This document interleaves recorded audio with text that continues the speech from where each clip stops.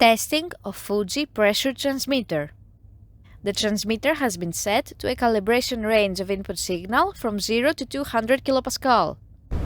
For testing, we add a 24-volt DC power supply, some pressurized air as input signal, and a multimeter in order to measure the milliamp output.